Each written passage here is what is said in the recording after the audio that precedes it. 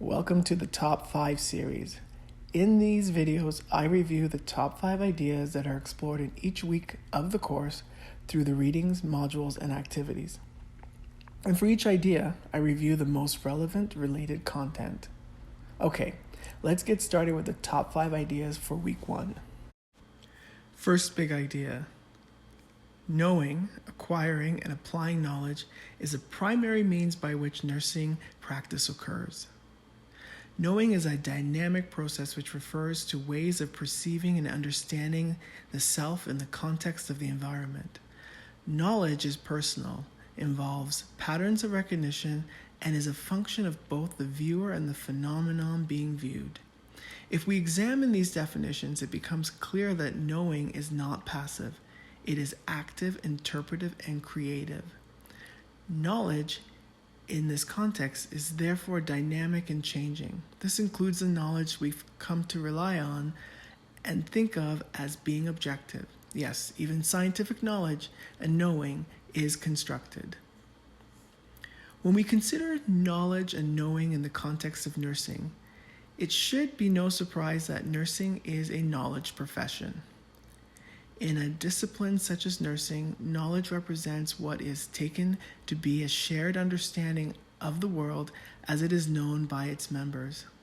Knowledge is fundamental to reasoning and decision-making, and therefore central to professional practice. The skills we perform are the results of knowing, and the decisions and actions we take are based on knowledge. Consider the nursing process. It is a process that involves acquiring, appraising, synthesizing, and using knowledge and evaluating the outcomes of knowledge use. According to Rycroft, Malone, and Stetler, knowledge can be categorized into 2 discrete categories, propositional and non-propositional. Propositional knowledge is formal and explicit, originates from research and scholarship, and is primarily focused on generalizability. Non-propositional knowledge is informal and implicit, is derived primarily from practice, consists of tacit or professional craft knowledge, and is linked to the individual's life experiences and cognitive resources that enable him or her to think and perform. Non-propositional knowledge is not concerned with transferability, that is, generalizability, beyond a particular situation. Big idea number 2, scientific knowing, the interaction between empiricism and reasoning, results in scientific knowledge. Ways of knowing refer to how we know something. They are the different ways people arrive at the sense of knowledge of the world and their respective fields. Several ways of knowing have been described, such as traditional, intuition, authority, reasoning, empirics, and science. Today we rely heavily on scientific knowing. Science is the acquisition of knowledge through the interaction between empiricism, measuring and quantifying using our senses or tools that extend our senses, and reasoning. We use empiricism to gather data and reasoning to explain data and generalize. Scientific ways of knowing are regarded as the most objective. However, all ways of knowing involve subjectivity. Scientific knowing results in scientific knowledge acquired through research. Research is a systematic inquiry that uses structured methods to answer questions and solve problems. Research describes the process of scientific knowing. We refer to nursing research as systematic inquiry designed to develop trustworthy evidence about issues of importance to nurses and their clients. Research evidence, sometimes called empirical evidence, refers to the facts that we have been systematically collected and analyzed using explicit methods. The Canadian Nursing Association defines evidence as information, that is, knowledge, acquired through research and the scientific evaluation of practice. Research. Number 3, sources of knowledge, that is, ways of knowing in the profession of nursing, are theorized as empirical, aesthetic, personal or self-knowledge, ethical, and emancipatory. Multiple propositional and non-propositional knowledge sources are integrated and relied upon within the nursing profession. Carper describes these ways of knowing as fundamental to nursing, noting that each form of knowing is not a fixed entity, but an evolving process. Empirical knowing can be experiential knowledge from scientific inquiry that provides objective evidence that is quantifiable and verifiable. When empirics are integrated into practice, it can demonstrate scientific competence. Aesthetics is referred to as the nature or art of knowing in nursing, as it uses empathy to gain knowledge about an individual's experiences and creativity to formulate a response to their situation.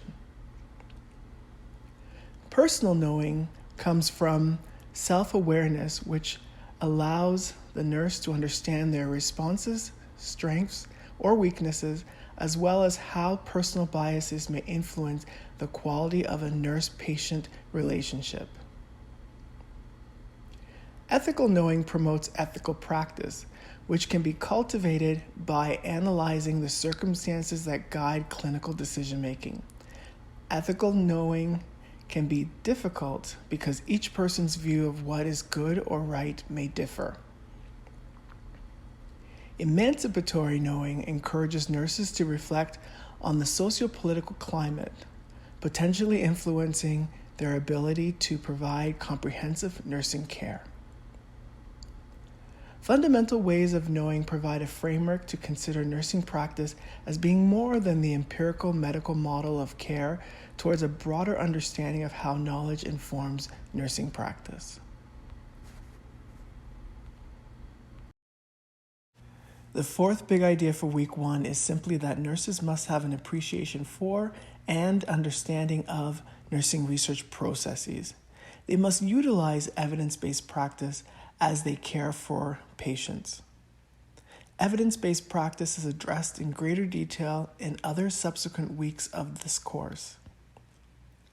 A simple way to understand it is to think of evidence-based practice as the use of evidence to substantiate practice in healthcare. The fifth big idea for week 1 is that nurses must develop an understanding of the dynamic relationship between theory, practice, and research.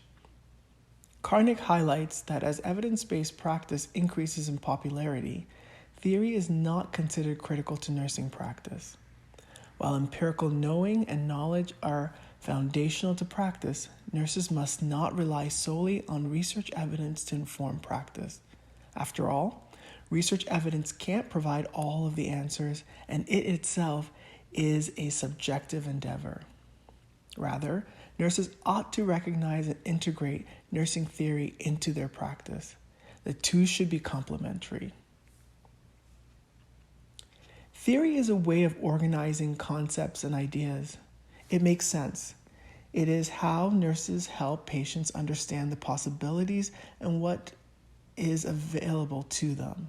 In practice, theory is the unique thinking of the nurse about what is happening to the patient in the situation that should guide nurses' practice. This thinking is informed by all ways of knowing. When we focus solely on research evidence, an ethical dilemma may occur because we may fail to honor the patient's beliefs and needs. Frameworks such as the fundamental ways of knowing are examples of how nursing theory can be used alongside evidence-based practice to inform nursing actions.